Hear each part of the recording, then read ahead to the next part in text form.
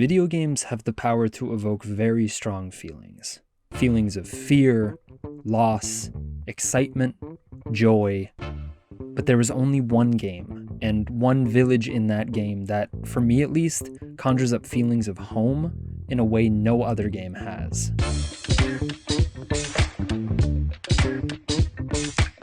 "2017. Breath of the Wild is released and people clamor to store shelves to buy the newest groundbreaking entry in the storied Legend of Zelda series. Praise is universal, ushering in a new era of open-world experiences and ways to play. But what I don't think gets talked about enough is how Breath of the Wild changed its towns. In earlier Zelda titles, towns were mostly the stepping stone before the bigger, more gameplay-focused dungeon areas. They serve as spaces to upgrade, shop, complete side quests, and use your newfound abilities and items from each dungeon to unlock secrets around the town. In Breath of the Wild, however, each town or village serves the narrative of shaping the culture of the inhabitants that live there. Gerudo Town has you dressing in the garb of the women who live there to be allowed in, Rito Village has its famous down feather beds that grant you extra hearts and stamina, and Lurelin Village has fishing equipment dotted around to promote the lifestyle and culture of the people that call it home. So, where does Hateno fit in? And why does it have such a fond place in my heart? Well, like the title says, it feels like home. It's also the first village you're directed towards when leaving the Great Plateau. Well, if you played like I did.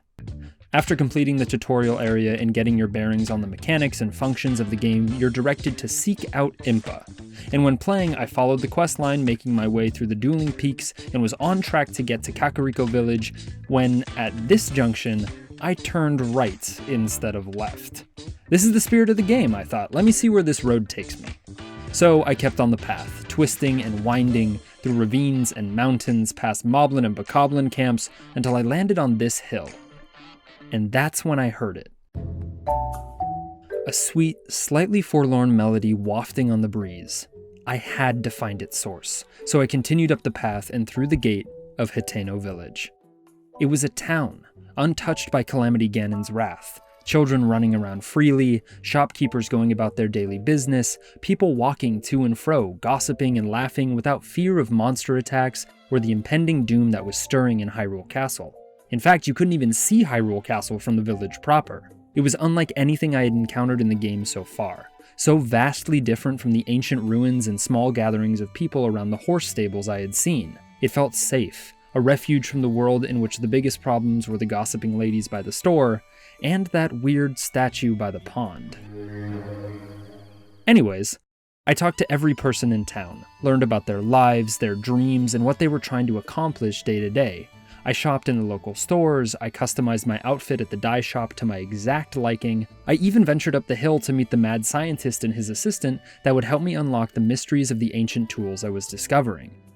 After all this time spent in and around Hateno Village, I was overjoyed when it became the place that I could call home permanently. I hung up my proudest weapons and shields, tidied up the place, and every time that I wanted a soft bed to lay down in after a hard day's travel, I wouldn't seek out the unparalleled comfort of a Rito mattress, I would fast travel back to Hateno Village and sleep in my bed. Because Hateno means home. To be clear, although it means home to me, the actual translation from the Japanese, Hate no Mura, means village at the end, or village at the limits. And I know this meaning is because of its geographical location, nestled into the mountains right behind massive cliffs that drop into the endless ocean. But to me, it speaks of the village where you want to spend the rest of your days at the end of your heroic journey. A place to come back to when all your other responsibilities of saving the world are done. A place to call home. I treat the village this way when I play. Whenever I play Breath of the Wild, I always end my playthrough by fast traveling to the shrine right behind Hateno Village, so I can start my next playthrough in the village I call home. But it's been 6 years since the launch of Breath of the Wild. 6 years of waiting to see home again. 2023. Tears of the Kingdom is released, and people clamor to store shelves to buy the newest groundbreaking entry in the storied Legend of Zelda series. Praise is universal, ushering in a new era of open-world experiences and ways to play. And before we go any further, I want to warn of spoilers, not of any story section of the game, just of experiences, because it's not lost on me how valuable the experience of seeing your favorite village again in a game can be. Okay, here we go. I started Tears of the Kingdom the night it launched, staying up until 2 in the morning just to complete the tutorial Sky Island so I could start the next day on the ground. I dove towards the Lookout Landing, did the mission for Pura, and then took off to find Hateno Village. I needed to see it, make sure everyone was safe, if my house was still standing. It had been 6 years after all, 6 years in which anything could happen. As I started to make my way towards where I thought the village was, I got worried. The landscape had entirely changed since the upheaval. I recognized the mountains around Kakariko Village, made my way to the entrance of that village, and down the hill and over the wall of Fort Hateno. I started to feel better. I recognized the logger's cabin, the ravine with the river flowing through it, but still I couldn't see it. I didn't hear that music that had brought me towards the village all those years ago. But as I wound up the sloping path, it began again. Softly, gently, that beautiful music, growing louder as I turned the corner and found myself home. Exactly as I remembered it. The same shopkeepes, the kids running through the streets, the gossiping ladies. I was home. And although some things had changed, namely a new school and a lot more mushrooms, I wandered the village beaming, taking in the sights as my heart swooned to the violins of the song. But there was one thing left to do. One place I hadn't been. My actual home. I walked over the wooden bridge and opened the door, and I realized something. This wasn't my home.